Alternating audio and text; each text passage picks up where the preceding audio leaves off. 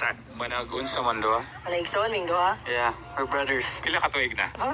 Saan pinagkatuig igsoon? Ma-compute ni mong pila na katuig mong igsoon. 18 naman ko ron. 18 mi, may. Pila may edad? 16. So pila na mong katuig managsoon. 14. 18 minus 16. 2 minus 8. Ha? Wrong. Pila di ay. Sa answer. Kung 18 siya, 16 ka, pila na mo ka years managsoon? Ala, 16 years.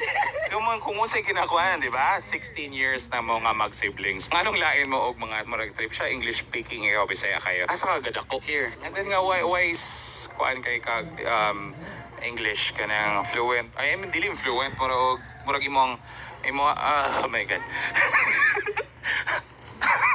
Mo ang direct language ba? English is my first language. O lahi mo og parents, mother and father, say mo, unsa ba? Yeah. Nganong Bisaya kay ka siya English speaking? Sa Mindanao, gad ako. Then siya diri sa Dumaguete. Mga taga Dumaguete, mga Amerikanohon day, no? Anak yun, no?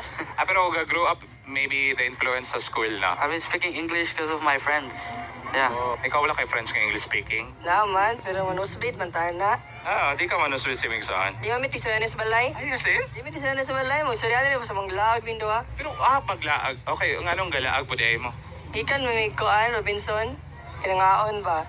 Dari, may dire kay Tinood yun. Tinabi, makita ni mo. Picture ng tabi. Okay. Sige. Grabe po. Ako regian nila. Aside sa language, no? Ano yung mga differences ninyo, di ba? Hobbies ata. Say hobbies niyo. Playing badminton and volleyball. Ikaw. Skating. Ano ka mo yung piercings? Pila ka din nakabuok? 10. Inyong parents dili manghisag na siya piercing. Ikaw magulang mang ka. Okay na ni mo? Okay na, may pakiniya. Bahala dyan niya. Ay, grabe pero muli po kay. Pero, unsa man ni siya? Fashion sense, influence, ni Kinsa? No one really. I just did it myself. So more swag, you know, to bring out the style. Yeah. Unsa